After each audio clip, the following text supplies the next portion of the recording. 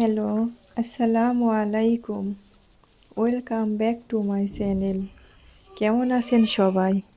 I hope সবাই ভালো আছেন, সুস্থ আছেন। আমরাও আলহামদুলিল্লাহ ভালো আছি। নতুন দিনে নতুন আরেকটি ডেইলি ব্লগ নিয়ে চলে এলাম। আমি নাটোর থেকে বলছি। আজও আমি দুই চুলাতে রান্নাটা উঠিয়ে দিয়েছি। একটা আপনারা কি বলেন জানি না, আমরা বলি ছাইতেন মাছ। সে মাছটা আমি ভেজে নিচ্ছি। আরেক চুলা কবুতরের মাংস রান্নাগুলো তো জাল দিয়ে আমিও ছাদের উপর চলে এসেছি। যেহেতু সন্ধ্যা লেগে যাচ্ছে, সবাই কাপড় চোপড় উঠিয়ে নিয়েছে। আমাকেও একটু বলে গেল, এক আপা বলছে যে আপা আপনি কাপড়গুলো উঠিয়ে নিয়ে আসেন। তো এখন দেখলাম বাচ্চারা যার যার মতো ব্যস্ত হতে, এখন আমি কি করব। যাই হোক, জালটা একটু আস্তে দিয়ে আমি যেগুলো শুকনো সেগুলো আর কি আমি গুছিয়ে গুছিয়ে নিচ্ছি। বাচ্চাদের ইউনিফর্মগুলো আমি পরিষ্কার করে দিয়েছিলাম। তাই যেগুলো আর কি শুকিয়ে গেছে সেগুলো আমি সুন্দর করে উঠিয়ে নিচ্ছি। আর ওই টেনশনটা তো মাথাতে আছে যে চুলা আমি জালটা দিয়ে এসেছি, কিছু হচ্ছে নাকি, কোনো সমস্যায় হলো নাকি। তো এটা ওটা ভাবতেছি আর আমি কাপড়গুলো আস্তে আস্তে সবগুলো উঠিয়ে নিচ্ছি। তাছাড়া কাপড় দিয়েছিলাম অনেক, আমার আর 3 বাচ্চার।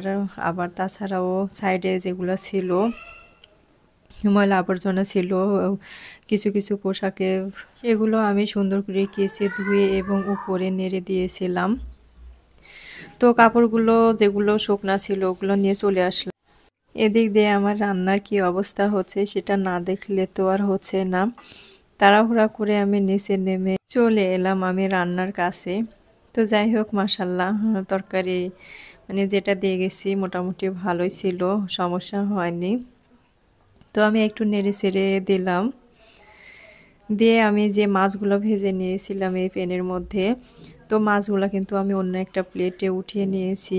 আর ওই প্যানে আমি পেঁয়াজ রসুন কাঁচামরিচ কিছু দিয়েছিলাম, একটু শুকনো মরিচ আর ময় মশলা দিয়ে সুন্দর করে আমি বেগুনগুলা একটু কষিয়ে নেব। এই রান্নাটা কিন্তু আমি একজনের কাছ থেকে খেয়েছিলাম, সেটা ছিল আমার বড় ননদ। তো একদিন ওনাদের বাসাতে গিয়েছিলাম, মানে রান্না করছিল।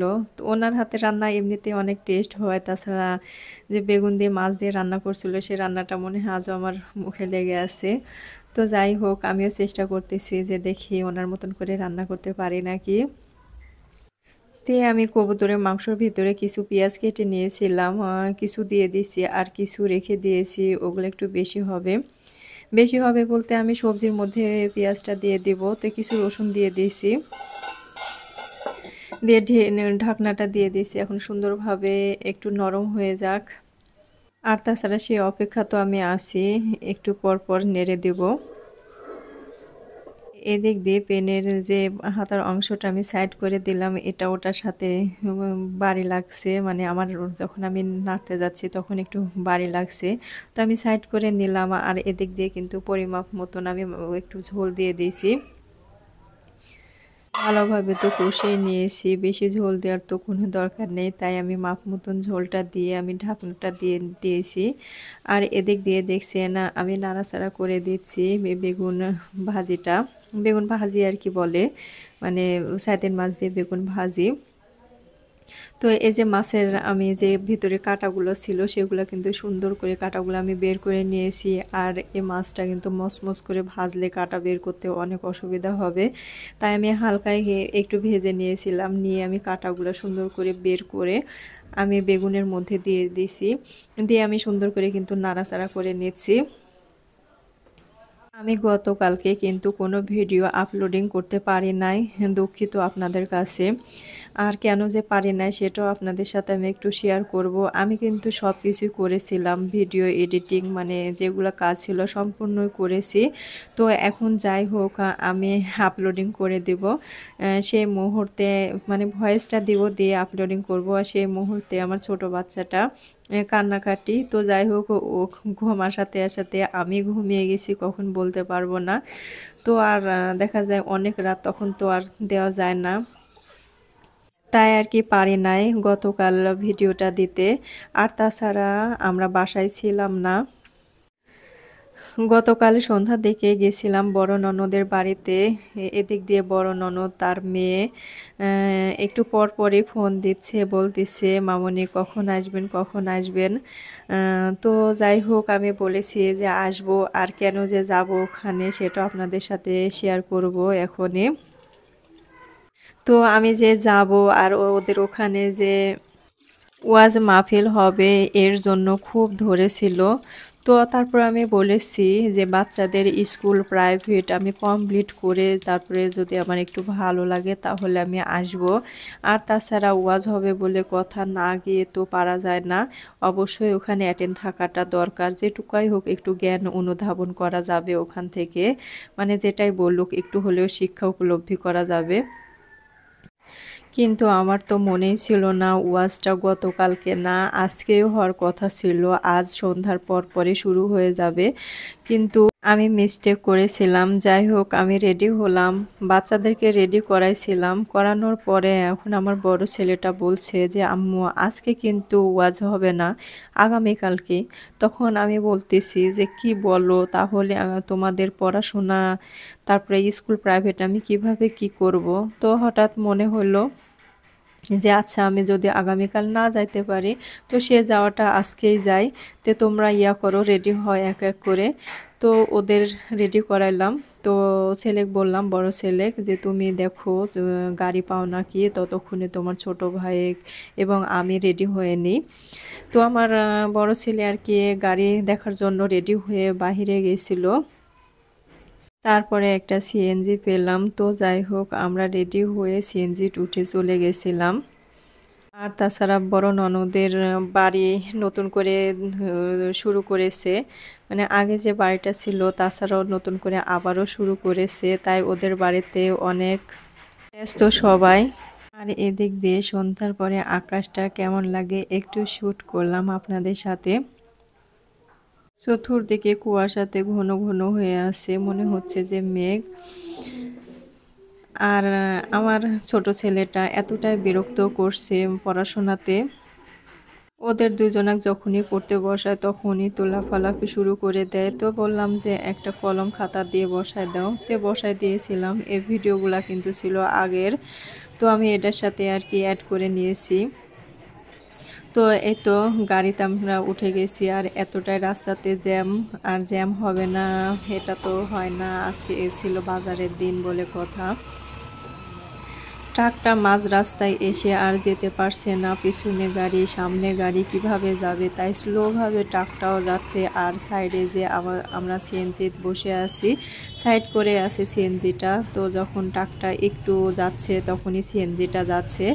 তো আমি একটু তখন শুটিও করলাম। তাছাড়া আমি যেখানে যাই যেটাই করি আমি কিন্তু অন্য কেউ তো এখন নেই, এখন ছেলে মেয়ে আছে, তারা ছোট হলেও তো ছোট, বড় হলেও বড়, তাদের অবশ্যই সব কিছু জানা দরকার। তো আমি তাদেরকে বলছি যে আব্বু আম্মু কি নিব তোমরা বলো। তো বলতেছে আম্মু দেখেন কি নেওয়া যায়। তো যাই হোক ভেবে চিন্তে দেখলাম যে ফলটাই নেই। তো এদিক দিয়ে কিন্তু আমি ফল নিচ্ছি। তাছাড়া আত্মীয়র বাড়ি যাব বলে কথা, একবারে খালি হাতে তো যাওয়া যায় না, তাই কমলা নেব আর হলো আপেল নেব আর চিপস আছে। তাছাড়াও ছোট বাচ্চা কাচ্চা ওরা কিন্তু দেখা যাচ্ছে ফলমূলের চাইতে চকলেট চিপস এটা ওটা বেশি চয়েস করে। তো কিছু ওগুলা নিয়ে নিলাম, নিয়ে আমি কিন্তু আমরা চলে এসেছিলাম। তো চলে এসে এদিক দিয়ে দেখতেছি বড় ননদ চাউল ভিজে রাখছিল। তো চাউলটা ছিল হলো আমন ধানের, আমন ধান কিন্তু এখন মোটামুটি পাওয়া যায় না, আগে এক সময় এই ধানটা খুব চলেছিল। তো যাই হোক আমার বড় ননদ এটা মানে ওনার নাকি ভালো লাগে, তাই এই চাউলের নাকি ভাত খাবে। তো তার জন্যে কিনে নিয়েছে অনেক ধান, আর তাছাড়া ওই চাউল কিছুটা রেখে দিয়েছে পিঠাটা খাওয়ার জন্য। তো ওটাই আর কি ওই চাউল দিয়ে আমাদেরকে পিঠা বানিয়ে দিচ্ছে। সেই পিঠাটা ছিল আপনার পাকন পিঠা বলেন না তেলের পিঠা বলেন, যেটাই বলেন বলেন। তো সুন্দর করে ভেজে নিচ্ছে। পিঠাগুলো এতটাই অসাধারণ ছিল যে দেওয়ার সঙ্গে সঙ্গে মানে ফুসফুস করে ফুলে উঠছে। আর পিঠাটা খেতে অনেক টেস্ট ছিল, মানে স্বাদ ছিল বেশি এ কারণেই যে আমন ধানের চাউলের আটা বলে কথা, তাই আর কি স্বাদটা বেশি ছিল। আর শুধু তেলের পিঠা বলে কথা না, সে চিতল পিঠাও করছিল। আমরা কিন্তু চুলার পরে আছি সবাই। তো ওদের বাড়ি ভাঙছে, বাড়ি ভাঙলে যে অবস্থা হয় ভাঙাচোরা সব কিছুই এলোঝেলো, মানে জিনিসপত্র, পোশাক আশাক, কাপড় চোপড় কে কোথায় রাখছে কি করছে ঠিক নাই। তাই আমরা চুলার পাড়ে বসে আর কি শীতের সময় বলে কথা গরম গরম এখানে খেয়ে নিচ্ছি। তো এই যে চিতল পিঠা বানাচ্ছে আমার মেয়েটা বসে পড়েছে, গুলাটা করে দিয়েছে আমার বড় ননদ, কয়েকটা বানিয়েছে, এখন আমার মেয়ে জোর ধরছে, মানে ওর আবার এগুলার দিকে খুব এক্সপার্ট, খুব ভালো লাগে রান্না বান্না ছোটোখাটো কাজ কাম যেটাই হোক, পারুক না পারুক কিন্তু দৌড় মারবে, বলবে আমি এটা করব। তো আর কিছু বলে নাই, তো যাই হোক বসে পড়েছে, বসে পড়ে সুন্দর করে কিন্তু পিঠাগুলা দিচ্ছে এবং উঠাচ্ছে। মাংস রান্না করেছিল, তো চিতল পিঠাগুলো মাংস দিয়ে খেতে কিন্তু দারুণ লাগে, ভর্তা কিংবা মাংস যেটাই বলেন ভালো লাগে। তো আমরা কিন্তু ওটা দিয়ে পরিবেশন করে নিয়েছি। আমি ভয়েসটা কিন্তু দিনের বেলা দিচ্ছি, হয়তো সাইডের সাউন্ড যেতে পারে, প্লিজ ক্ষমা দৃষ্টিতে দেখবেন। তো আমার এই ছোট্ট চ্যানেলটি যে আপু ভাইয়েরা দেখছেন, প্লিজ একটা লাইক দিয়ে সাবস্ক্রাইব করে আমার পাশেই থাকবেন। ভিডিওটি কেমন লেগেছে অবশ্যই আমাকে কমেন্টের মাধ্যমে জানাবেন। এটা ছিল রাতের সময়ে, তো এর মধ্যে আমি আমার ননদেক বলছি আমরা কিন্তু থাকবো না, ওদের সকালবেলা স্কুল আছে, প্রাইভেট আছে, বাচ্চারা তো আসতে রাজি না, ননদও আসতে দেবে না। পরে আমি ওদেরকে অনেক ম্যানেজ করে নিয়ে চলে এসেছি, এসে আমি স্কুলটা ধরিয়েছিলাম এবং বলেছিলাম আজ সন্ধ্যার দিকে আবার তোমাদের নিয়ে যাব। তো আজ ভিডিওটা এখানে শেষ করছি। সবাই ভালো থাকবেন, সুস্থ থাকবেন, আল্লাহ হাফেজ।